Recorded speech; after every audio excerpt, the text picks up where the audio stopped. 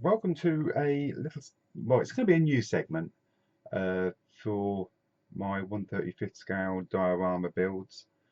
Uh, this is going to be sort of like reviews on all the accessories that you need, well, which you will be buying for your dioramas.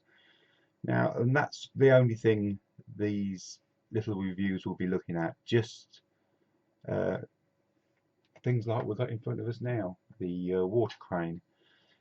And it won't be no airplanes or boats or tanks or anything like that. It will just be, I will just be looking at the accessories, furniture, stuff like that, all them bits and pieces that you need to put into your diorama.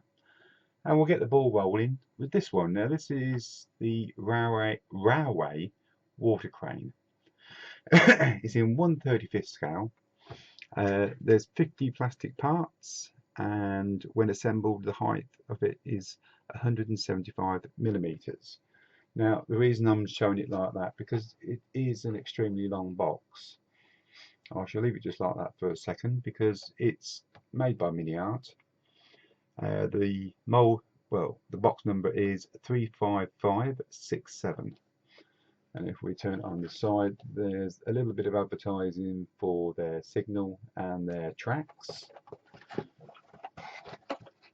And on the other side, we just have it in different languages what we've got.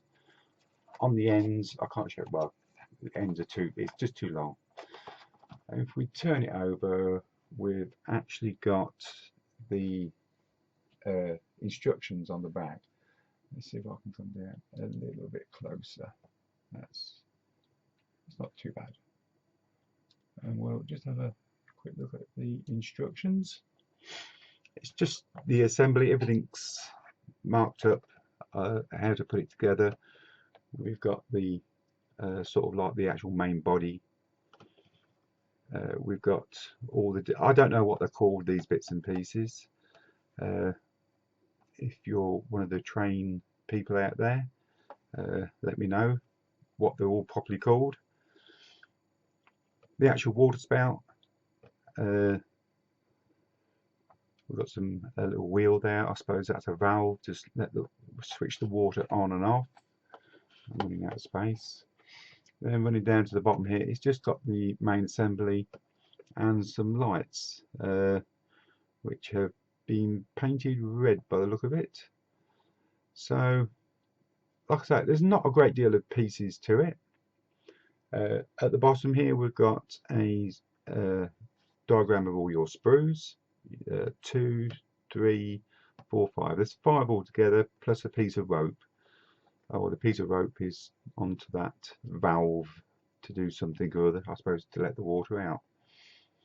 The colour callouts, we've got quite a big range at the bottom here. We've got Ammo MIG, Vallejo, Testers, Tamiya, Humble, Revell, Mr. Colour, and Light Colour. So a good selection of colour callouts for this actual little item.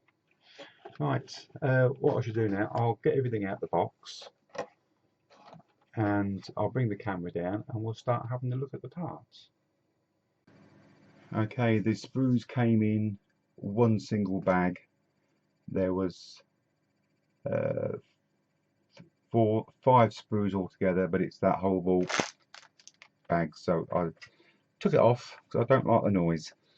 Now I'll start with the clear parts, and we've actually got some little light bulbs there to actually go in these lanterns, which is very nice. We also got the clear parts for the lantern, but no red areas. But I think I've actually got one of them AK lens sets. They've got red and green and amber, I think, isn't it? So I shall probably use that. But failing that, I suppose some red paint will do the job nicely. So they're the clear sprues, and we got a little roll of cord. Now I've been thinking about that. I think they should have been chain, really. Any of you train people out there?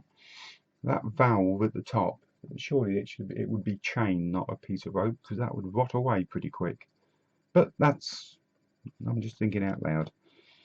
Okay, moving on with the sprues, you get one extremely large sprue, and we'll start at this end. We got the base plate, this is the back side. The injector mark pins are on the back. The water spout. This is I think it's part that goes onto the base to start off with. Then we've got other bits and pieces which I don't know really what they are, except for some. That would be the wheel for the rope. That would be the arm to move it around with, I would say. This is the another part of the actual water spout. A wheel to open the valve. Another part, well, it's in two halves for the water spout. Now, I've done quite a few MiniArt kits, and I've always found that their plastic is extremely good. They did change it not so many years ago to a different compound, and parts like this are very, very thin and delicate. They do come away pretty easy, so I'm hoping there's not going to be too many issues with parts breaking. There's nice detail on these joining plates that go to make the actual crane swivel. It's got all the bolt heads on and that. And we turn it over, and as you can see, that you can just see all the bolt heads. Nice detail on it, nice and clean, no flash. Injector mark pins all at the back. Come to the end plate. The end plate's nicely detailed as well. Look, all the bolts are all nicely done, all nice and clean. So that's the large sprue. Now we've got two of these sprues, and this is the main body, and you've got two sprues, so two halves, so we have to glue it together. Hopefully you can get rid of the seam line with no too much problem. And these are the bits that make it up to its height. We've got the lantern tops there, they look quite nice. Like I say, no flash. And MiniArt stuff is pretty good actually. I've never had many complaints about MiniArt stuff.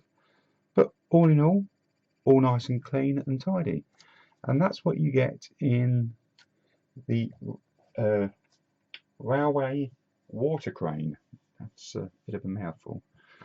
So that's the review on that, what's inside the box and everything else. Thank you very much for joining me, and we'll see you on the next one. Thank you.